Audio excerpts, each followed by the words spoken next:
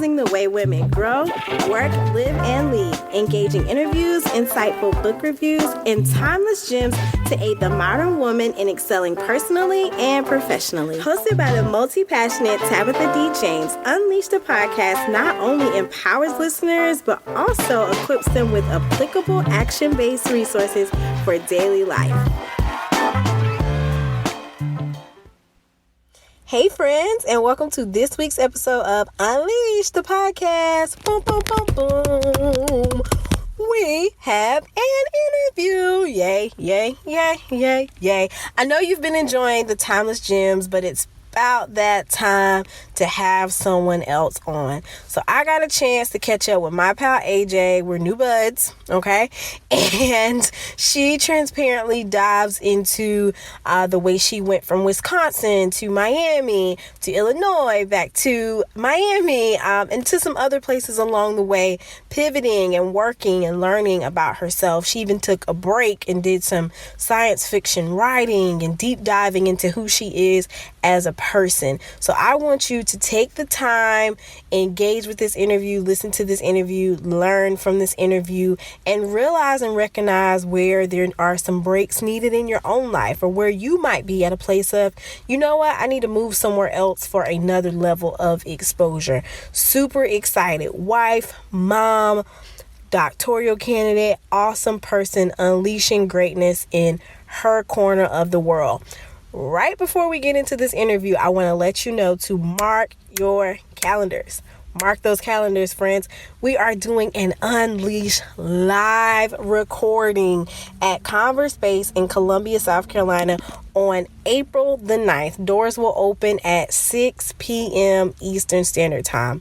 Cannot wait to share more details about the event, and the tickets will be available online really, really soon. So stay tuned. All right, interview time. Just wanted to interject this right before you start listening. There are some points where I sound a little far from the mic, but no fret. AJ's clear all the way through the episode. AJ, enjoy. Welcome to the Unleash podcast. I am so excited to have you. I just want to first thank you for your time and being willing to share some of your greatness. Oh, thank you. I'm super happy to be here. Yay, great. Well, we'll just kick it off with you telling us just a little bit about yourself, like where you're from, how you grew up, what did you kind of think the initial AJ path, if you will, would be. Just give us some background information. All right. So I grew up in Wisconsin, just outside of Milwaukee. I have three brothers, so I was the only girl in our house, but then I'm also the first girl born into my dad's side of the family in like 3 generations. So I grew up with all boys. And as far as where I thought I was thinking about this when you told me that you were going to ask me this question, and I remembered that I spent several years when I was a kid wanting to own a peanut butter factory. So, whoa, so cool. You know, that obviously didn't pan out because there's not a ton of market for peanut butter factories. But, after that I went through some of the usual, I wanted to be a doctor. I wanted to be a teacher. I wanted to work in universities. And so some of that has panned out. I've done some teaching and I've worked in universities a lot. And, that's kind of my early years. Wow, so let me dive a little deeper. Did you just love peanut butter, or how did the whole peanut butter factory thing come about? I'm not entirely certain. I know that I have always loved peanut butter, but I think maybe there was a Mr. Rogers episode about peanut butter. Okay. Or a Sesame Street episode or something like that made me think, that's really neat. I want to do that for the rest of my life. And so my older brother and I had plans. We were both going to run the peanut butter factory together. It was a whole thing. Wow. So this was the beginning phases of AJ being a super planner. So Yep, totally. Developing a master plan. So as it relates to planning, I'm sure you've had to do some master planning in your life and through your changes and career pivots and different things like that over the years. So tell us a little bit about, your twists and turns as it relates to being a woman in STEM and, any career transitions you've had. I heard you mention that you worked in, some universities a bit and did some teaching and other things. So tell us a little bit about that portion of life. Sure. So when I was in college, I had thought that I was going to go into psychology. I really thought that I wanted to be a therapist and that I would want to spend my time working one-on-one with people. But my junior year, I became a resident assistant and kind of fell in love with that housing and residential life thing with, working with groups of students at the college age. I was basically the first in my family to go to college. My mom had dropped out when she got pregnant with my older brother, so she had never made it all the way through. And so when I became an RA, I was like, wow, this is a really cool way that I can help other students figure their way through college.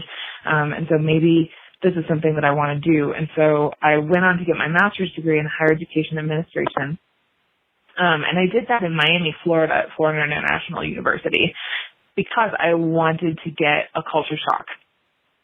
I knew that having grown up in Wisconsin, I'd grown up in a fairly homogenous white culture, and I knew that in order to grow as a person and as a compassionate individual in this world, that I needed to go someplace different, very different from where I'd grown up. And so I went to Miami, Florida for 2 years of grad school.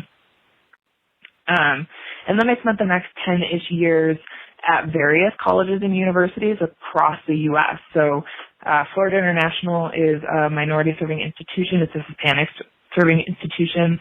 And so I was in grad school there for 2 years, and I came back to the Midwest to the University of Illinois for 2 years and ran a residence hall. Then I went back to Miami and worked at a community college for 2 years, running their student activities.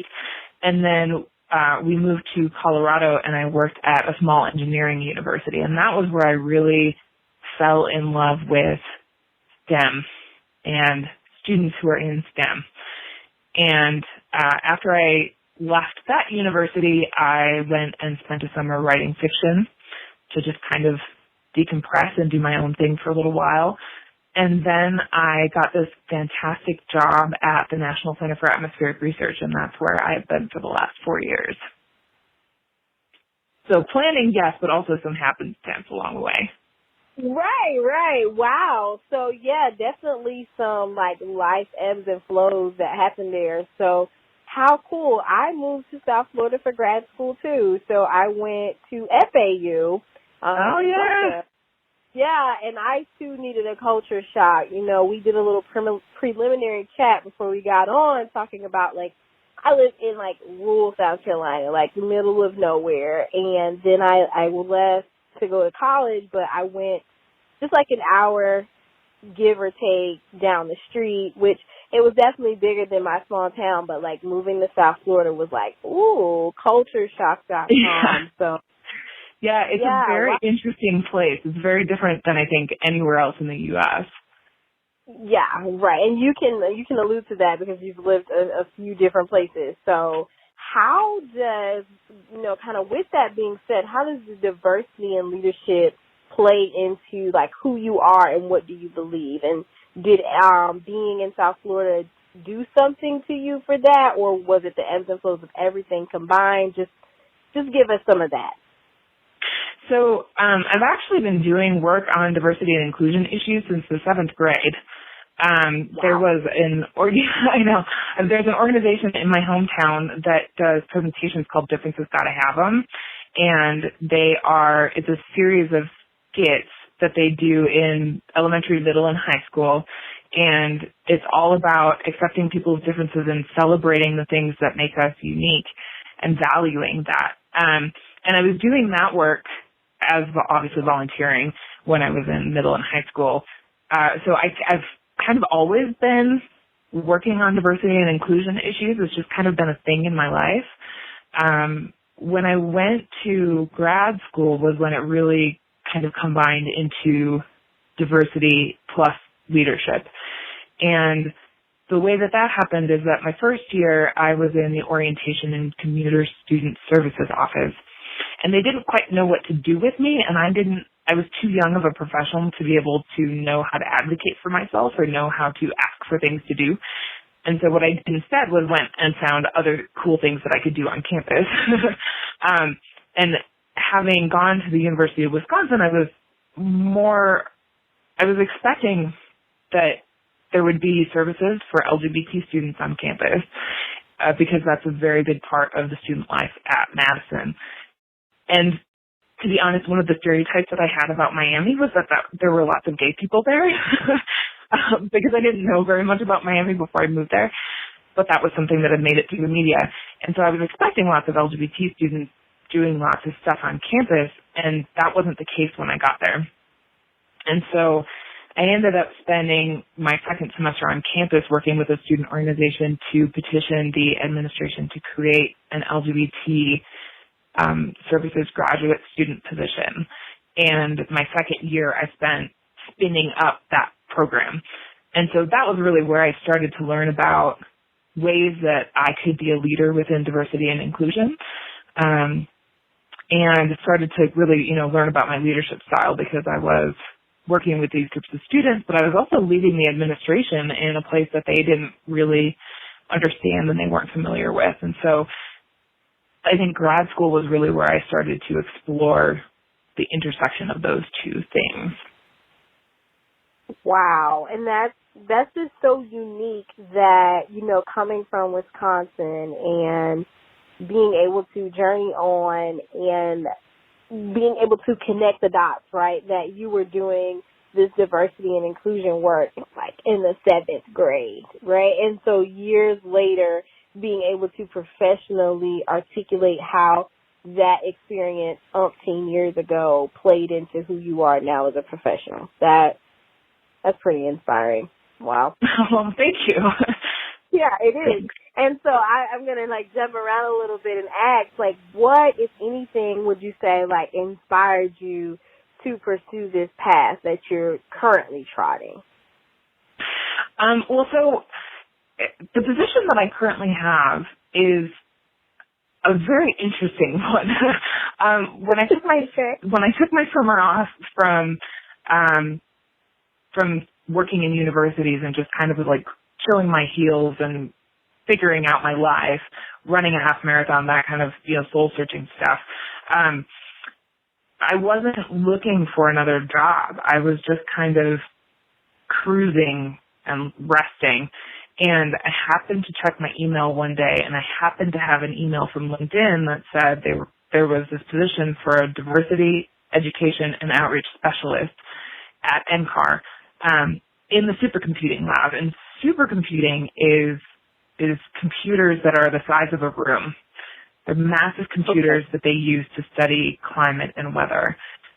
My partner has a computer science and a meteorology degree, and so even though I don't have degrees in that, I had some familiarity with it. And so I was looking at this position description, and it was event planning, it was working with students, it was working with students in STEM, and it was helping lead this organization through some journeys within the diversity and inclusion space. They were really starting to, knuckle down and commit to it. And so it was like somebody had taken my whole prior life and written me a job. Wow. And when you're handed a gift like that, you don't pass it by. True, of course. You just don't. When it brings together just all the multiple hats and multiple paths and kind of intersections those, you have to take it, right? Even when you're taking a break.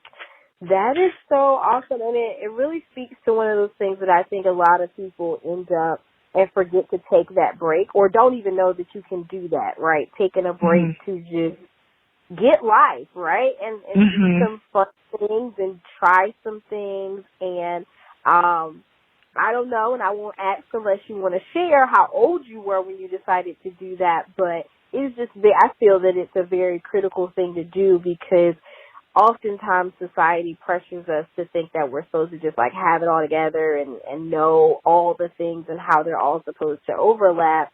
How can we do that if we never take time to pause, right, and think about the thing? Yes, absolutely. And so I was in my early 30s. Okay. Yeah, like just after 30, 31, something like that. And so we had been trying to have a kiddo, and we'd been struggling to get pregnant. And so like that was happening too.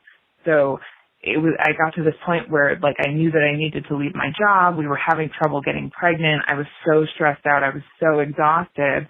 And when I hit that point where I knew I needed to leave, my partner looked at me and he's like, "You gotta go. Just go. Yeah. Quit your job. Yeah. We will figure this out." And so, and that's so supportive. Wow. And not to cut you off, but having someone that supportive, like, wow. Mm-hmm. Yeah. And I will say, like, through any and all things, like, he is my rock. I could never do all of the things that I do without him by my side. So I know that that's a huge privilege, and that is a very lucky thing in my life, but wouldn't give him up for anything. Wow. And that's so good. And you just kind of took me into like my next thing of, as we kind of switch gears and talk about like, you're a mom, student, employee, and I'm sure there are several other hats kind of, in between all of those. Like, how do you manage to just continually unleash your greatness while, juggling all the hats? Like, share some secrets with us. Let us know on like how you make that work. And I don't like to use the word balance per se. I don't know if things can be balanced, especially when you're in a season of life you have so many things going on. So I asked, like, how do you juggle? Like, how do you make it work? Yeah, well, so, I mean, I will say one thing is just having an amazing partner in all of these things. We have 2 small children. They're 2.5 and just over 1. And as you mentioned, I'm in school. I'm working on my doctorate. I will be starting my dissertation in January, and also working full time. So yeah, that's a lot. And for one thing, just having a partner or having someone that you can lean on to help with all of that, I think is huge. And I recognize, again, that that's a huge privilege in my life that I have him. But I think the other thing really is being honest with myself, being honest with my employees and with my supervisor, and saying like, look, this week I've got a massive paper due. I'm probably not going to be as attentive as I normally would at work. I'm going to need to take some time off on Friday, and, being honest with people and keeping them updated on that kind of thing, really, really helps with the quote unquote balance. Yeah, that's a good one. That's a good one. Just being transparent, if you will, with all the things. Like, I got this going on, and I may not be who I always am. Right. Well, and even, like today I was a couple minutes late calling you because my 2-year-old was throwing a fit upstairs, and, just being able to say like, look, this is what happened. I really apologize. Owning that and not giving myself too hard of a time about it has been pretty key.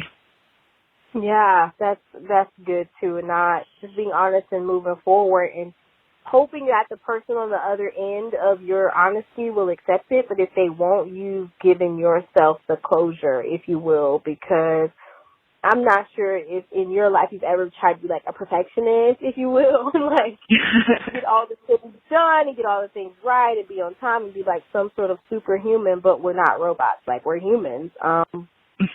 Same goes for me. Like when I sent you the questions, I also sent like a message like, hey, just want to put it out there, like, my mom's sick, this is going on, this might happen. And in previous seasons of my life, I wasn't as able to just transparently talk about that. I'd be like, oh, I'm going to figure out how to make it work, when in all reality, sometimes it doesn't work out like that. So yeah, and I so appreciated that you let me know that, because that's, that transparency and that trust. I think we really need to trust one another in that way. And so when I got your message, I just kind of like paused and I was like, I really hope she's okay. I kind of sent you some love. But here we are, and we made it tonight. Right, exactly. And I appreciate that. Like, I appreciate that more than you know. So I was doing some snooping on your Instagram, and then you mentioned it briefly earlier, so now I don't feel like as much of a creep. I saw you did some like science fiction type book writing in your past. Tell us a little bit more about that. Did that happen during the break, and how did you break into that? How did you, bump into that part of the past? So I've always loved to write.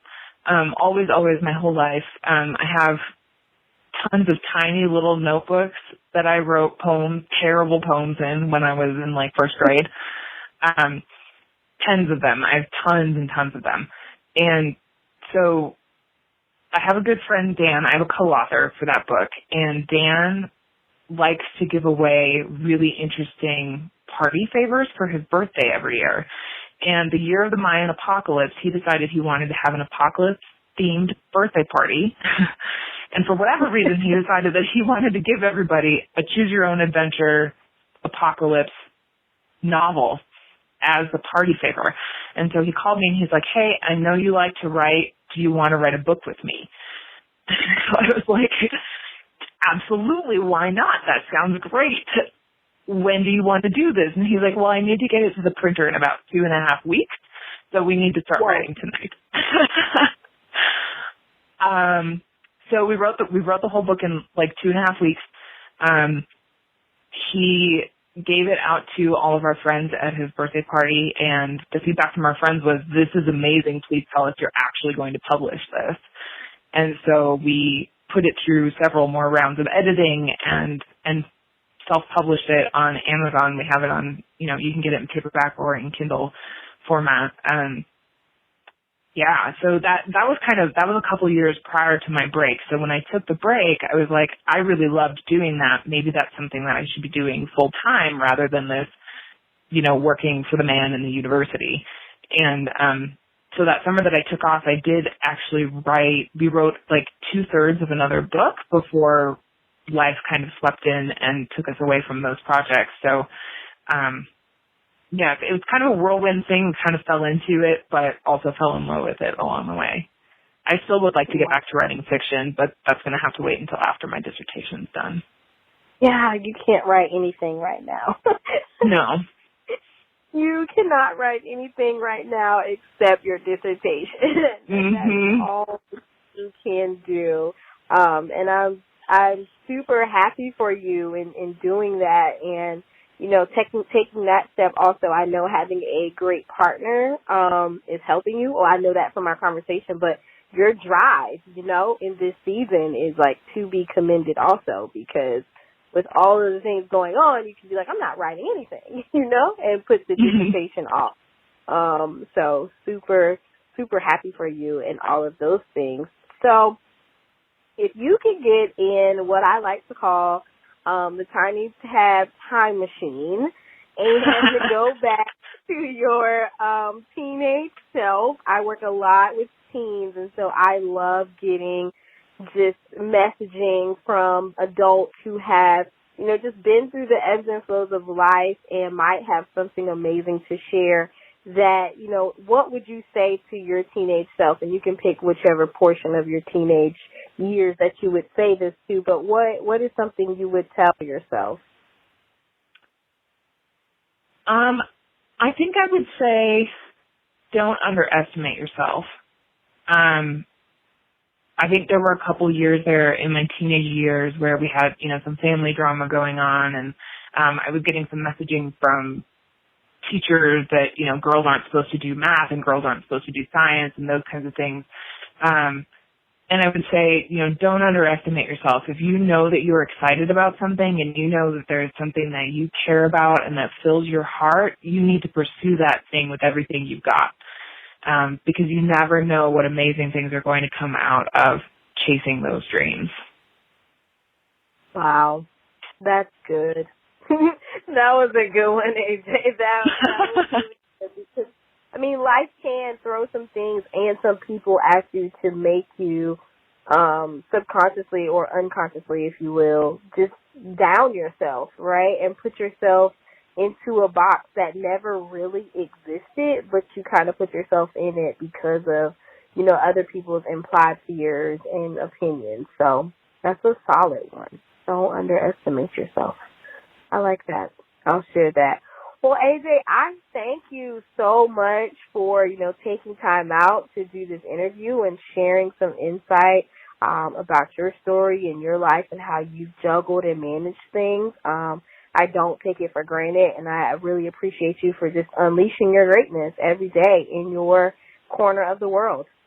Well, thank you so much, Tabitha. I'm really excited about the work that you're doing, too, and so thank you for including me as part of that. It's a real honor. Yes, of course. Well, you have a great one, and I look forward to keeping in touch. Continue to be great. That's perfect. Awesome. Thank you, Tabitha. Amazing. So dope how her partner supported those transitions, how she listened to her body, even how she was able to connect how some of her works began at such a young age and link that into the professional she is today. Just amazing, amazing, amazing. So grateful AJ took the time out to interview with me. Can't wait to be in your earbuds next week with another timeless gem or maybe a book review. Stay tuned to see. Don't forget to rate, review, share the podcast, and connect with me in the online space. Like, let's be buddies. Let's hold each other accountable for the goals, and let's continue to unleash greatness in our corner of the earth. Catch you later.